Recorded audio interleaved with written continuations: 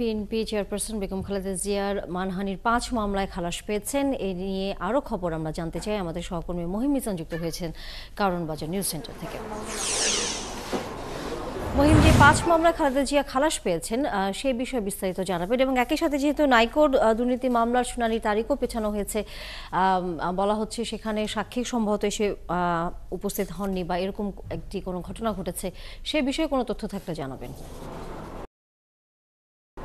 আসলে ৫ মামলার বলতে দুটি মামলারকেই আসলে ঘুরে ফিরে এবি সিদ্দিক এবং যে অন্যান্য বাদীরা রয়েছেন গাজী জহির, ঢাকা সাংবাদিক ইউনিয়নের সাবেক নেতা, এরা কিন্তু ঘুরিয়ে ফিরে কিন্তু এই দুইটি বিষয়টিগুলোকেই আসলে মামলাতে কনভার্ট করে তারা আদালতে আবেদন করে এবং সেই প্রেক্ষিতে কিন্তু আদালত গ্রহণ করে। এবং যেটি মাসুদ আহমেদ তালুকদার বেগম খালেদা জিয়ার আইনজীবী যেটি জানিয়েছিলেন এবং আপনি যেটি জানালেন যে আসলে তখন আদালতের কাছে বারবার এই বিষয়গুলো যখন তুলেছে বেগম খালেদা জিয়ার আইনজীবীরা, তখন আদালত সেই সময় অর্থাৎ ৫ই আগস্টের আগে যে সরকার ছিল সেই সরকারের আদালত সেই বিষয়গুলো শোনেনি।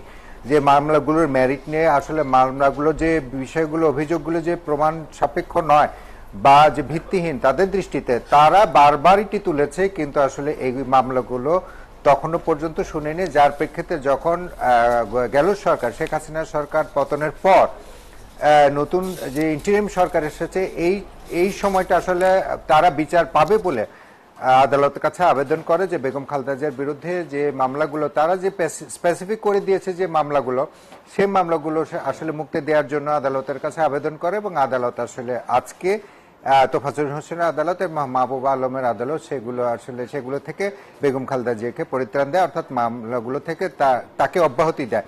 এতে কিন্তু বেগম খালেদা জিয়ার মামলা শেষ হয়নি, কারণ বেগম খালেদা জিয়ার বিরুদ্ধে কিন্তু আরো প্রায় ৪০টির অধিক মামলা রয়েছে দেশের বিভিন্ন জেলায়। কারণ আপনার ২০১৩ সাল থেকে শুরু করে একেবারে ২০১৮ সাল পর্যন্ত, যতক্ষণ পর্যন্ত বেগম খালেদা জিয়া গ্রেপ্তার হয়েছেন, কারণ বেগম খালেদা জিয়া আপনি জানেন ২০১৮ সালের ৮ ফেব্রুয়ারি একটি দুর্নীতি মামলা তাকে গ্রেপ্তার করে কারাগারে অন্তরীণ করা হয়। এই সময়টার মধ্যে ১৩ থেকে ৫ বছরে প্রায়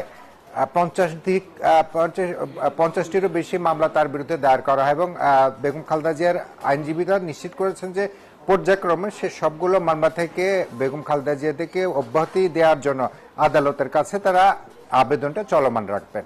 তানিয়া, অসংখ্য ধন্যবাদ মহিম মিজান। আপনার মাধ্যমে আমরা এই মামলা সম্পর্কে সর্বশেষ খবর জানলাম। নিশ্চয়ই ফিরবো আবারও আপনার কাছে পরবর্তীতে।